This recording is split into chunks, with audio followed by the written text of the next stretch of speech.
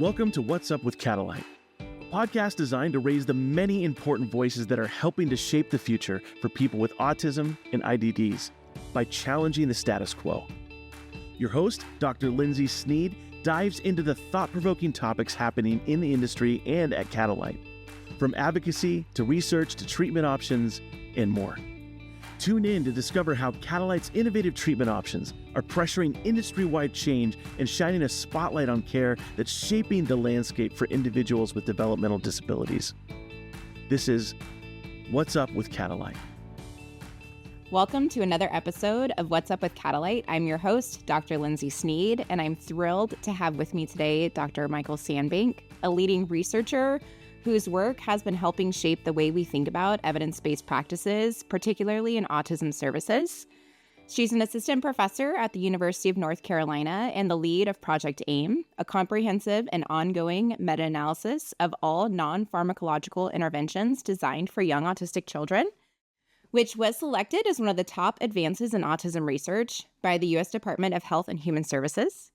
Dr. Sandbank is a scholar with more than 24 peer-reviewed publications in prestigious outlets such as the British Medical Journal, JAMA Pediatrics, and the Psychological Bulletin. Earlier this year, she joined us as a keynote speaker at Catalight's annual Elevate Your Impact conference, which she really inspired our community and guests with her insights and vision for the future of autism care. So today she's going to help us unpack some of the nuances of evidence-based practice and really kind of getting into how gray that area really is and what it really means to help children and families at the center of our decision-making when implementing interventions. So welcome, Micheal. Thanks for having me.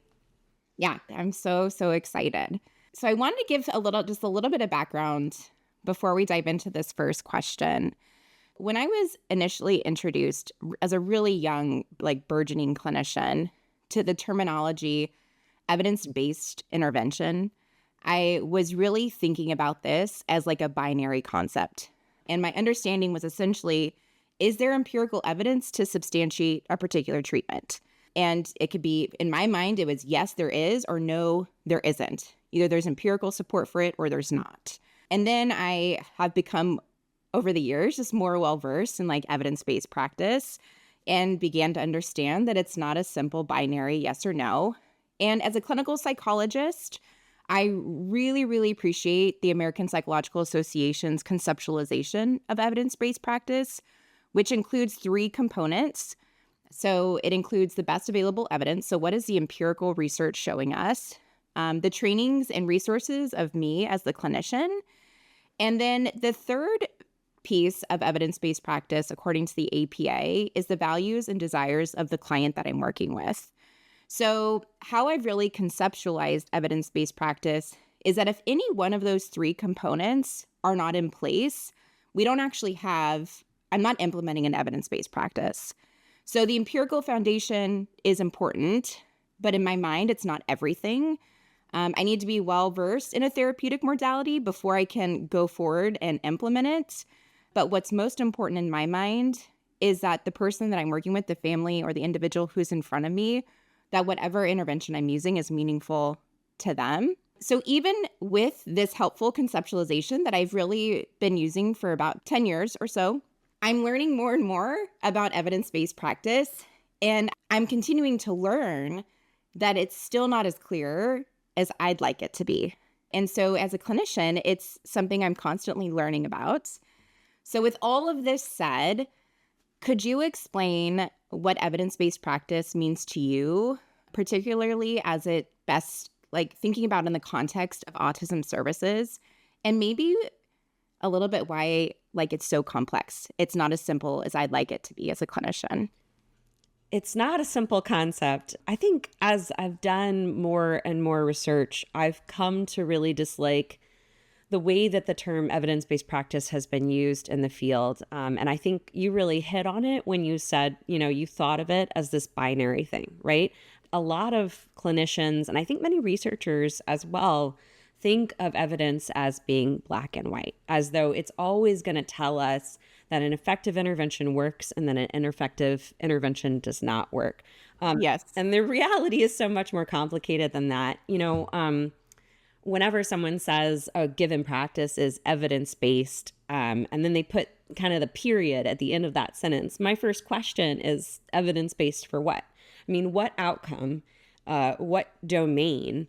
Was that a broad outcome that was measured with rigorous, high quality tools, or was it a very specific and circumscribed outcome that was measured with, less rigorous tools that were created by the researcher? How good is that evidence? I think it's also really important for folks to know that every study is just an estimate. So it's like a dart thrown at the target where the center of the target is the truth. And each dart, a study might give us a good estimate, or it might give us an estimate that's wildly off target. That can happen with a single study, even if it's a good study, we can get estimates from studies that are sort of off target, not really reflecting the true state of the world. But it's actually more likely if the study has methodological flaws. So we could think of studies with methodological flaws and with poorly measured outcomes as being sort of weighted darts. And they're more likely to give us very positive answers, but that aren't really accurate. And so if we want to know the truth, we actually have to find it in the aggregate of all of the darts without giving too much attention to the darts that are weighted. So I think, when folks in the field do this thing, they use evidence-based practice as sort of this rubber stamp term, I know I did. Yeah, absolutely. I mean, and I share that background, when I started as a clinician, I felt very empowered, being told like, these are evidence-based practices. And there was sort of an implication, if it wasn't explicitly said, I can't remember, that everything anyone else was doing was not, right? And so that they're not using evidence. I don't know why they're not using evidence. They're just kind of they don't like it. I don't know. I never don't like considered evidence. that. They don't like it. Yeah, they don't like it. We're the only ones who do, and we use it. And that is sort of given as like this rubber stamp to endorse the unlimited and uncritical use of a given practice, to override the wishes of families, to override the needs of children, right? And so and that's not really consistent with the professional models we're supposed to follow. So many fields actually have this sort of 3-tiered model that says, well, first of all, you need to think of the best available evidence. But also, if you have amazing evidence that endorses an intervention that no one can get trained in. So for example, this is an intervention that is only studied in a lab at this specific university, and there's no manual for it. You can't buy a manual. You can't get certified in it. Well, then what good does it do, right? If we've got the best available evidence, but no one knows how to use the intervention, right? So that's one thing. What are the resources available to you to actually be able to use that practice?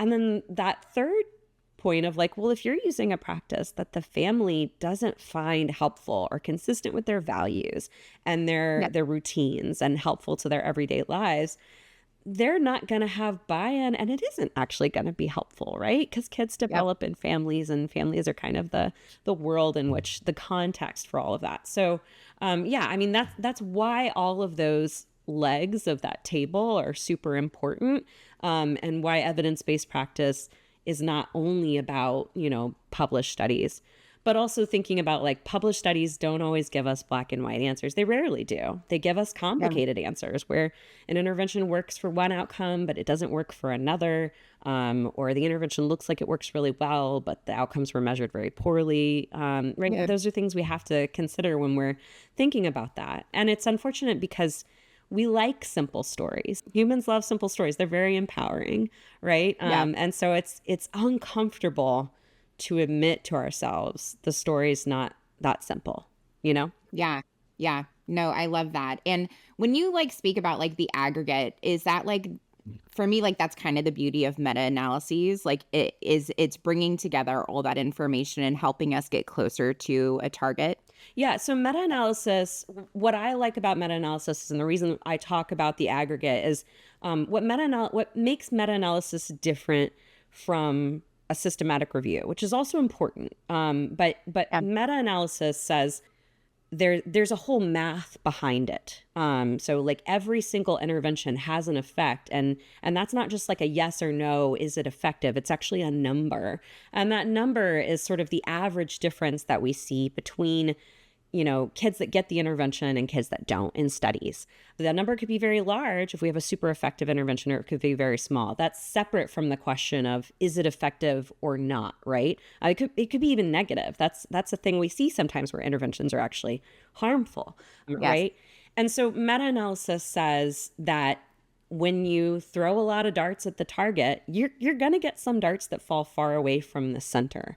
And so the best way to understand what the true state of the world is, if a given intervention is really effective, is to kind of average those darts.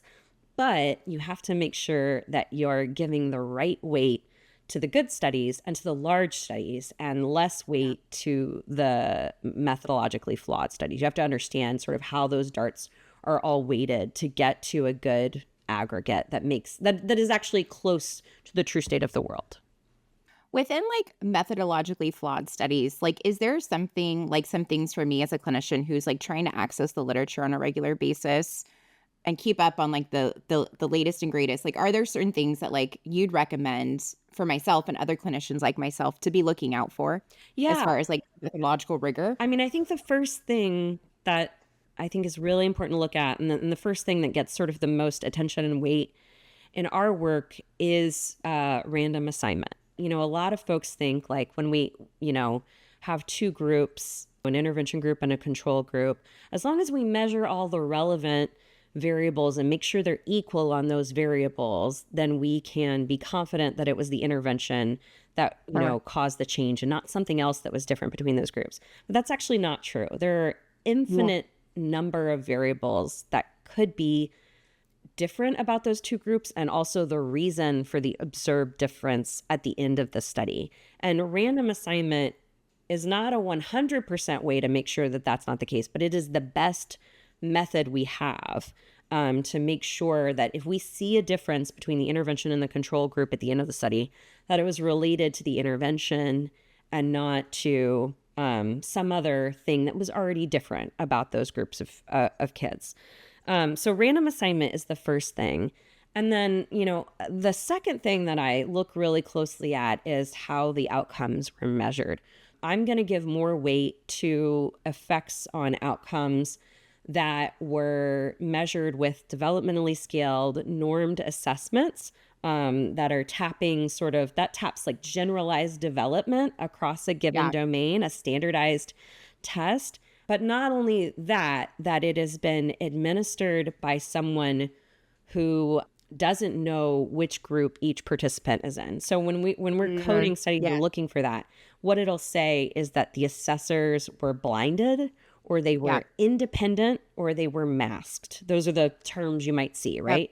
And that blinded, because, and this is wild to kind of, you might think that like on a standardized assessment, the score couldn't change depending upon the person who's administering the assessment and their perceptions of the child, but it absolutely can. And we have lots of research that shows that it can be influenced by, if you know this child is getting this intervention and you believe it to be effective, you might be inclined to notice more things that they're doing and score them a little higher. And it's not conscious, right? It's not like you're trying to like flip the study. It's just an unconscious bias that can happen. And so good studies will make sure that the people who are measuring the outcomes are not the interventionists. They're totally separated from that. And they do not know whether or not the participants that they're measuring have received the intervention or not. So those two things, if I see that we're measuring with really strong, validated, standardized, developmentally scaled assessments, and with masked assessors, and that participants were randomly assigned, already that's gonna really be some good evidence, in my opinion. Of course, there are other things, other factors, but those are the things that I think are most important to attend to first off.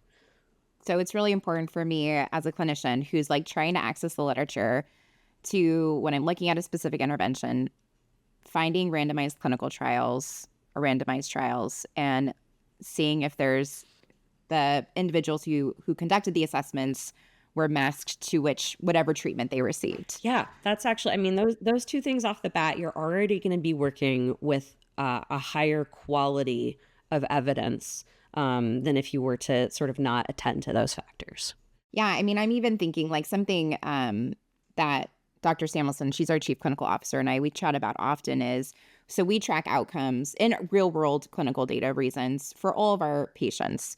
Something that we consistently see is that we have really, in general, there's really good outcomes, like as far as like adaptive measure improvement, client satisfaction, and clients get like choose with like some guidance because like some programs are for like 5 and under, right? And so we aren't going to recommend somebody who's 12 to a program that's for somebody that's designed for individuals who are 5 and under. So with some guidance, families get to choose which intervention that they want, really. And so I think that's one of the reasons why we are tending to see, like, we see good outcomes, but we see really good outcomes for our parent-mediated interventions. And we see good outcomes for our 3-tier or paraprofessional mediated interventions. With some higher, actually, the satisfaction in our parent-mediated interventions is actually higher consistently. But even it's completely biased because going in, parents are choosing which one they want. So there's inherent more motivation because they're getting to choose. And so because we don't have random assignment, we can't ever like make causal statements about the data that we have. Yeah, that's absolutely right. Yeah, that makes a lot of sense. Well, and is your adaptive measure the Vineland? Yeah. Yeah, so you're relying also on caregiver report. So this is something we call placebo by proxy bias. So if we saw this, I mean, I think this is fine to do. I think it's important to think about the clinical world being different from the research world, right? We are setting things up differently. We're not going to be able to do randomized controlled trials for every clinical client, right? That's not how it's going to work out. But in a study, what can happen is if the caregiver, first selects into the intervention, right? So they're not randomly assigned and they choose the intervention, right? So they've already got the buy-in, and then they're the ones who are measuring the outcome, right? Yep. And so they're, going to be more likely to perceive. And then if it's a parent-mediated intervention, they also are the ones who are providing the intervention. So it serves as a proxy measure of their own performance. Right. Yep. And so those are all things in studies that if we see that in a study, we're like, well, it doesn't really matter how good your outcomes are because they were inflated. They were set up to be good. And we can't know if that really reflects the true state of the world. And so, I mean, that's sort of the difference of like, we can look at our data to make clinical decisions, and that's very important. But we need to know that this is not like the highest quality evidence, right? We need to know the limitations of what that data can tell us. Yeah, because even like I think about so many situations as a clinician when I, particularly just when I was doing more family implemented care, is I could give the Vineland to the 2 different caregivers and they're both going to have different reporting. And so that's another thing too, like it kind of in the eyes of the beholder, like what they're experiencing can, really influence how the Vineland comes out. So all those things are things that we have to consider. Yeah. I want to dive into, you talked about this at the conference, and it was really an important moment for me as a clinician to really conceptualize and understand this idea of proximal versus distal outcomes. And outcomes, like for me in my work at Catalight, it's outcomes are pretty much like, they're like not everything, but they're very, very important. We're constantly tracking how our client census is doing on tons of different measures. And I get asked a lot, like, why we aren't reporting out on treatment, like how many treatment targets they've met. And I'm like, well, because it's so subjective. Like I could create 5 goals for one target, or like what I might call a terminal skill, and another behavior analyst might create just 1 goal for that same kind of terminal skill. And it looks like my client made more progress because they attained 5 goals in between getting to that terminal skill. And the other behavior analyst, their client got there within 1 goal. So quantifiably, it just doesn't look the same. Our organization has moved to what's called the goal attainment scale to kind of help with standardization. But still, the primary thing we're looking at is the Vineland. And what I've explained to clinicians is if we're seeing goals improve that are meaningful for the client, we should actually simultaneously see improvement in the Vineland. if they're making developmental gains. And I've never put it in the words of proximal versus distal outcomes. Can you talk a little bit more about that and why it's important? Yeah.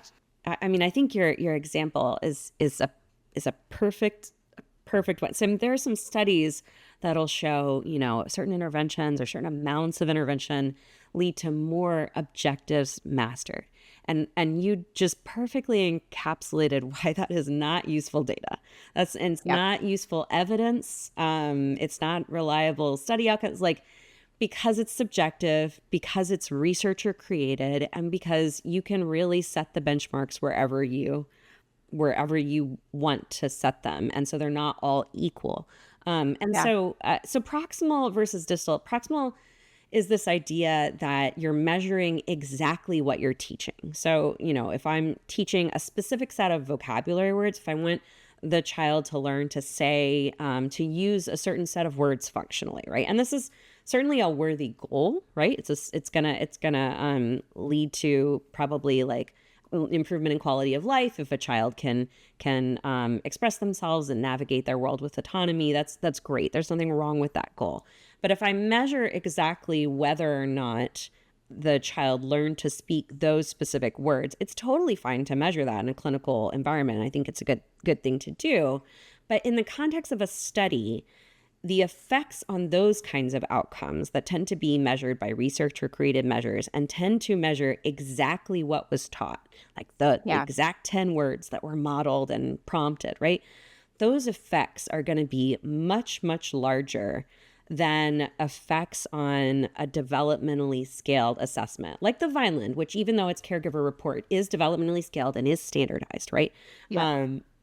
And those are distal outcomes are measuring more than exactly what was taught and modeled. They're measuring broader development. And there's ways to do this without using a standardized assessment, but usually in studies, the outcomes that get coded in our work as distal are these kind of global developmental measures that are capturing a lot. So if we're thinking about, a child who's learning 10 words, okay, but how about what is their receptive vocabulary overall? Is that increasing? Is their expressive vocabulary increasing? Is their grammar changing? How about their social communication, right? If we see development, across that whole domain, that's very impressive, very helpful, and it's going to be meaningful, right? We should see that generalized development. And so one thing that can happen is that when, and we know this, I should say, one of the things I presented on in that conference was that when we look at our data, we actually see a significant difference where we see much, much larger effects on these targeted, specific proximal outcomes than we see on these distal outcomes that are really better at capturing true developmental improvement. And that's not meant to say, oh, the intervention is more effective for this. It's meant to say, oh, we're kind of tricking ourselves. We believe our intervention is effective because we're measuring this really specific and circumscribed stuff that we're teaching exactly. You could think of it as like teaching to the test, right?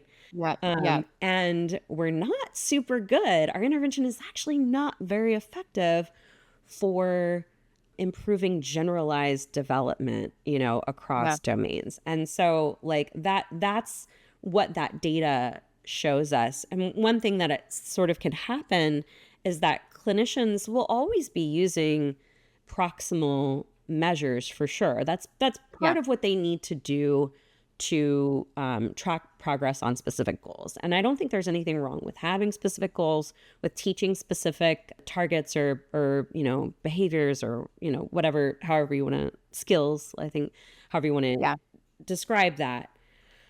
But when we're always measuring progress on those skills with the specific measures we created, and they're measuring very sort of circumscribed and small progress, what can happen is we get this distorted perception of how effective our intervention is. As clinicians, we can think, well, we're knocking it out of the park. We've mastered 25 goals, right? And it's okay, but what does that actually translate to on a developmental assessment, that's sort of equal across the board, regardless of where the researcher or where the clinician is setting the bar. Because if it doesn't translate into that, I mean, that's really sort of telling us this intervention is not as effective as we think it is.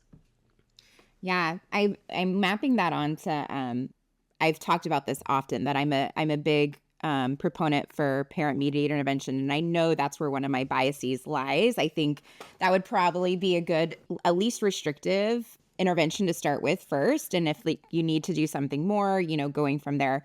But where I'm going with this and thinking about why I am such a strong proponent for parent-mediated intervention is we're including the caregivers right from the outset of the intervention. And one of the goals I think about in my mind when I'm working with families is, when I think about distal goals, I kind of actually think about that as like a distal goal type of thing, where we're equipping parents to manage like whatever it might be for the long run, not for like trying to put a Band-Aid on whatever it might be. But when I think about like if there's a difficult behavior that a child is engaging in that maybe might lead to a dangerous circumstance, and I can work with that kid all day long on that skill, and they can master whatever's needed with me, but it doesn't really matter in the end if the parents can't effectively like implement those things, because they're the ones that are with their child day in and day out. I'm just wrapping it around into that model because it is something that's really important to me. And I think about like longevity in treatment effectiveness, and really wanting to see those things like go into distal outcomes. And I've met with so many clinicians where it's like they're going to have 10 new words, and I'm like, but like if it's somebody who is echolalic and I could teach 100 new words, and it doesn't necessarily mean that they're going to develop that's a meaningful language that they're developing. So thinking about it from like that different perspective of what is like meaningfully going to be communicated to families or to those in the community that they need to chat with. It's interesting that you say that. I believe it's the largest randomized control trial that we have is of a parent-mediated intervention. And when you talk about that, carrying it forward into the future, it reminded me of this because, so this was a study. It was a randomized controlled trial. I think there were about 150 children in it. This took place in the UK, of an intervention called PACT. Yeah. So this is an intervention. It's actually not readily available in the United States because it's a UK-based intervention. It's really hard to get trained in it. Got it. But it really focused on empowering parents to alter their social play, reciprocal play interactions with their very young autistic children. It was an extremely light touch intervention. I mean, I'm going off the top of my head right now, so I don't want to say it wrong. I think it was like 30 minutes a week of actual clinician to parent contact. So this was, really low, right? And measured with all sorts of great high quality outcomes. Their initial findings were that there was no significant differences on any of their outcomes for the children who received the intervention versus the children who didn't. But then they followed. So this is also one of the longest studies we have. So that's, something incredible. So they followed them for 6 years after the intervention. And 6 years later, they measured again with all these high quality outcomes. And they found significant differences between the kids who had received the intervention and the kids who hadn't, the parents and kids, because that's really was a parent-mediated intervention. And what they showed, and they did actually show this in their data, it's something called a mediation model. They showed that the families who had sort of incorporated those techniques of, having more reciprocal interactions and being more responsive did actually sort of, it affected these initially small developmental improvements that over time were carried forward and cascaded into these larger developmental gains. And that study is published in The Lancet, which is one of the oldest, highest impact journals we have. I think it's really interesting because if you are a clinician who's only reading journals within your field. If you're a behavior analyst, you're reading JABA and, behavior analysis and practice or behavior mod. you're not going to see that. And you're going to think, okay, this is the sum total of the evidence we have. But in fact, we have so many journals that are very high quality where autism relevant intervention research is published. And in that case, I want to say it's the longest and largest randomized control trial that we have in this field. And so, I think it's an example both of what you were saying about, the potential impact of these interventions sort of being carried sort of throughout and having this more global effect, but also this idea of like, this might not even have been on your radar, even if you think of yourself as an evidence-based practitioner, because you're not following sort of the full world of evidence that's available to us. Yeah, I have a story that aligns with this so well. And so I think it was 2017, my company asked me to do a literature review on parent-mediated intervention. And they asked me to do this because we had been primarily delivering a paraprofessional delivered applied behavior analysis. But there was a provider within our network who consistently had the most amazing outcomes, high client satisfaction, shorter lengths of stays, and their developmental, like their goal, meeting their mastery of goals was far above and beyond. They were just a standout provider in our network. And so I was asked to do a literature review, and I'll be honest, like I was like, okay, I'll do it. But I was so skeptical about like doing a parent-mediated literature review because I had all these preconceived notions about, what's evidence-based, what's empirical, and I had a really narrow view of like the journal articles that I should be accessing. And so I started doing this literature review, and I was like astonished at how many empirical studies there were on parent-mediated interventions. There was the one study that like really put me over the edge was done or published in 2008 by Anand and colleagues, where they were looking at like this parent boot camp model called GIFT. And these families went through a 25-hour-a-week boot camp intervention for 3 months. And this isn't a really feasible, it's like one of those things where this particular model isn't feasible for everyone because all these families in the study actually took FMLA to be part of the study. Oh, wow. But the outcomes were incredible and were in such a short period of time. It was 3 months and you're seeing really, really big gains on the Mullen. And when I read that study, I was like, I had a whole shift in my thinking around clinical care. And that's really where my journey began on like investigating parent-mediated interventions. And it was just a few months later that we rolled out our caregiver-led model based on all the literature that we had seen. And it's been so interesting because I didn't know that I would come up against resistance to this, because in my mind, I was like, oh my gosh, everyone needs to know about this. Like, how come we aren't doing this more and more? Like, how come the field hasn't been, maybe they just don't know. So then, I'm starting to talk to more people about it. And then I started getting like pushback from the field, kind of writ large, saying that parent-mediated interventions aren't evidence-based interventions. And I was like, and that's when I was like, but I think it is an evidence-based intervention. There's an empirical foundation.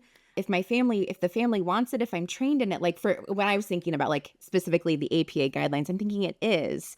All this to say, where do you think that disconnect is happening for, like, even for me? Like, it was such a big aha moment. Like, oh my gosh, I wasn't accessing all the literature, and I was primarily just accessing single subject design research at that time. And so I had some assumptions about everything, but thankfully by reading the literature, I was pleasantly surprised. But I continued to come up against this resistance, and I thought everyone would be so excited, but I was super wrong. What I love about that story is that you went into it skeptically, which I think is how evidence should be evaluated. I think that's very important. But the second thing was that you were willing to be influenced when you found that the evidence was there. and was high quality, right? That willingness to sort of not stick. This thing happens in fields. I see it happen in multiple fields. So I don't think it's specific to one field. There's a lot of, I mean, if we're thinking about, autism and early intervention, there's a lot of relevant fields of, applied behavior analysis, speech language pathology, occupational therapy, right? All of these, fields. But this thing that happens is that people start to feel strongly about a specific position, and then they kind of fall into these teams. And if you're on team A and I'm on team B, we're sworn enemies and we're not going to talk to each other at conferences. And I just really dislike that because it means that we're not having real conversations. We're not acknowledging, nuance, that the answer might not be simple. Yeah. Or what we initially thought. I mean, I think that's so hard to admit to yourself, like, what I initially thought may not be correct. But it's very important to kind of have the humility to do that. If you really do want to follow evidence, it's going to break your heart sometimes. It's going to break your heart. It is going to break your heart. Yeah. And so, I mean, I think at the end of the day, if we're doing that, if we're in these teams and we're just, not talking to each other, we're talking past each other, we're just arguing, we're not really trying to learn the real answers to our questions. But we're actually just using evidence as ammo. And that doesn't help kids and it doesn't help families. I think it's really important to be willing to say, oh man, what I initially thought wasn't correct. Mm-hmm. Actually, I'm going to go back to that PAC study. This is because so the meta-analysis that I lead, Project AIM, we have multiple coders, but I'm the primary coder, which means that I read all the studies. And one thing that is very common in the studies is that when the effects aren't super good, maybe they're not significant, or, they're only significant for the low quality outcomes, but not for the high quality outcomes, researchers or authors will still tend to discuss the study as though the intervention went well and was good. And they kind of find these explanations of like, oh, well, this is a good intervention, but the issue is that we didn't train the interventionist well enough. And so, if we were to do or this is a good intervention, we had this impact on these small outcomes, and probably that's going to, lead to better outcomes later or whatever. They're going to positively frame it. And when I was reading this PACT study, the initial one where they didn't find significant effects, they wrote, "We cannot recommend this intervention at this point in time," in their discussion. And that really shouldn't be unique. It shouldn't be rare, but it was extra. I don't know that I'm not saying there's not another study that does this, but I don't know that I can think of another study in our field where they did not see effects. And then they said, well, we can't recommend this at this point in time. And that doesn't mean we're going to throw it in the trash. I mean, obviously they kept following the children, right? And sort of saying, what do we learn? But they made a recommendation based on the actual evidence they had, instead of sticking to like, we've spent years developing this intervention and we believe in it. And so we're going to say, it was actually good. We just didn't see the effects in this study for some reason, they didn't do that. And I think that willingness to kind of call it like it is and say, sometimes we just don't have super good evidence about things, and maybe that means it's not super effective, is rare in the field, and it needs to be more common. Yeah, I mean, even you saying that, I'm racking my brain. I'm like, I can't think of one either that has ever just said that. And I think the important thing is that they didn't, it's not like they completely stopped doing it. They continued in whatever way they did it, they continued to investigate. They followed long term. I presume that like other individuals are now receiving that type of intervention. So it doesn't mean like we're throwing the baby out with the bathwater. It just means that we're stating it how it is, instead of like, if it wasn't raining on that Tuesday, then our coders might have been happier and then they would have scored it better. Like these, I see those things all the time, and it's so interesting. Yeah, absolutely. And I have a really, really small private practice where I only see autistic youth and adults for therapy. And I was trained in interpersonal therapy in my Ph.D. program, but I've gone through like subsequent training specifically for cognitive behavior therapy for autistic adults. There's a lot of empirical support for CBT for autistic adults. When I'm working with a client, I'm going in with the mindset of I'm going to be using CBT, and that's kind of just how I go. Like that's how I framed it all with the individuals that I work with, and I tell them that, and I review it all, before the outset of intervention. And then recently, I've been working with this individual, and throughout the course of therapy, I've just recognized that like specific CBT for this person is not actually effective, and it's not meeting this individual where they're at in their life right now. And I made a clinical shift to actually doing interpersonal therapy with this individual because there for a lot of reasons. But I was like, I think like clinically, there's empirical evidence for IPT. I've been trained in it. And I think that based on my client right now, this is actually more in line with what's going to be the most effective. So in my mind, I'm like, it was kind of taking a leap of faith that I needed to go in this different direction with an intervention. But for this client, or for multiple clients, like this is what is going to be the best for them. And I mean, I can make a lot of presumptions about like maybe in the future there'll be, empirical support for IPT for autistic individuals or whatnot. But I'm providing a good quality care for this person in the end. Like that's kind of like what I've been thinking through as I've been diving into like this kind of unclear waters, if you will, in intervention. Yeah, I think, we're not always gonna know. I think there's this belief of like, we learned it all. We did it. We know the evidence-based interventions and we're done. And so, but that's not the case. We're always going to be learning.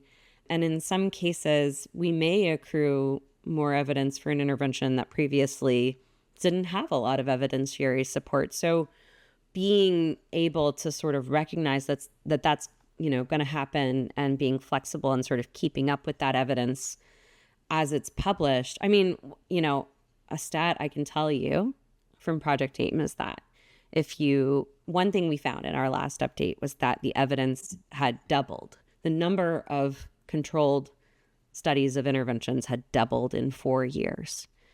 Wow. So if you were trained, 5 years ago, right, you're working with half of the evidence. Wow. And do you think we didn't learn anything with it, when we doubled the evidence, right? And if you go back 10 years, it's only a quarter of what we have today.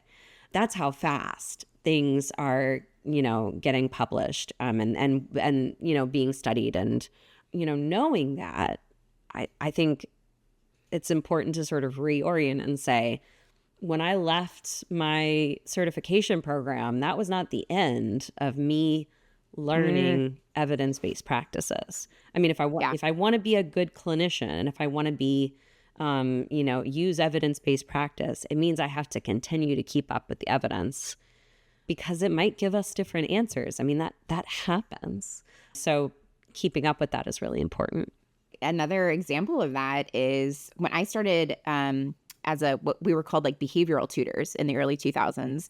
And I started as a tutor, and I remember there was like rumblings at that time of like naturalistic developmental behavior interventions, NDBIs, and people were like, no, like those aren't evidence-based, like those aren't empirically supported, like pivotal response, early start Denver model, like we do not do those types of interventions. And, it's been 18 years and it's been a total mind shift, right? Because there's been like what I've experienced is there's so much more acknowledgement of the effectiveness of NDBIs and the empirical foundation for NDBIs, which is growing and robust.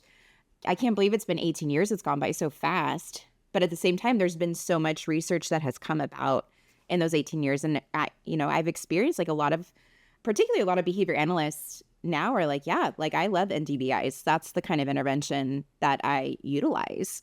Where back in 2007, I can't imagine a single situation where that would have happened, where somebody would have mentioned that. Oh, yeah, absolutely. I mean, now having knowing because I've read the studies, if you go back to 2007, you don't really have many good studies of NDBIs. So yeah, absolutely. At the time, we weren't working with a lot. And so it wasn't, but now I can tell you they're the category of intervention that has the most published randomized controlled trials. So, I mean, we're looking at the largest high quality evidence base. And I want to be careful when I say that because I don't like to carry the flag for any one intervention type. And I'm not trying to uncritically endorse NDBIs. But if you just want to look at, just raw numbers of like how much evidence there is, we have, more published randomized controlled trials of NDBIs than we do of traditional behavioral interventions at this point. And so that's a great example of a total shift in the evidence base and what's available to us, what we have now compared to 2007. Yep. Yeah. Huge shift. So, one of the biggest lessons from my research journey has really been that we're still learning, and our assumptions about what works best, really doesn't always hold up when tested. If you would have asked any of my colleagues 14 years ago, if I would be a PMI advocate or not be endorsing high hour ABA, they would have been like, not Lindsey. That's not Lindsey. And I'm thankful that, I've gone through this learning journey. But in your opinion, where do you think the field is headed as we continue to evolve? And what do you think needs to get better? And I specifically thinking for young autistic children in interventions. Yeah, I mean, that's what I think about. So that's good. I don't know. I can't say a lot about adults or adolescents as I'm less familiar with that literature. But where I think we're headed in the research world, I can't say in the clinical world for sure, because I've been in the research world for so long at this point. Where I hope we go is getting to a point where we can have high quality evidence that helps us identify more personalized models of care. So we have all of these things, these factors that we think might influence whether or not children benefit from certain types of interventions. And at this point, a lot of this evidence is really correlational. And I don't know how to describe this in a way. It's not that correlational evidence is bad, but it's just not something we can, stick a flag in the ground and be like, we know the answer. Now we know. We need really, really large randomized controlled trials that represent the full spectrum of autistic children in terms of their cognitive ability, in terms of their language ability, in terms of their social ability. So all of these things are so varied, right? I know as a clinician, you've worked with so many different, children and clients that are just so different from one another in their developmental profiles, right? And I'm sure the folks listening to this have inklings about, maybe this sort of thing, this practice that I use only works for this kind of child, and for children with this developmental profile, that's just not going to work, right? You have these inklings of it, but it's just we don't have super solid evidence. I think a one size fits all model is we know that's not the picture. That's not the true story. Yep. We see so much variability, heterogeneity in how autism presents in kids. And it's likely that, interventions interact with that variability and vary in their effectiveness depending on those things. But we don't fully understand how that interaction works. And so what we really need, and I'm hoping that this is coming in our future, is randomized controlled trials that are large enough to represent the full spectrum of autistic children in terms of all of those abilities, and then to permit what are called moderator and mediator analyses, where we can see, okay, children who have this kind of developmental profile, they are going to benefit from this intervention. But these kind of children who don't have that developmental profile, they're not. And so we need a different kind of intervention. And we do have some of those studies, but we need more and we need larger. We have a special kind of study called a SMART design study that sort of changes and tailors the intervention as the study goes on in a randomized way. So we can sort of get these, I think, more personalized models of care. I hope that's where the research heads, so that we can actually stop making blanket recommendations for every child when we know that that's just not how it works. And instead sort of be able to say, okay, based on, these early assessments and developmental predictors, we think this kind of treatment model is going to be helpful and help this child thrive. And we're also going to take data, and if we see certain indicators, that's going to tell us if we should scale up or scale down or change approaches. I think that's where we're headed research-wise, but it doesn't happen quickly, and so unfortunately, that's going to be the developments that I hope we see over the next decade.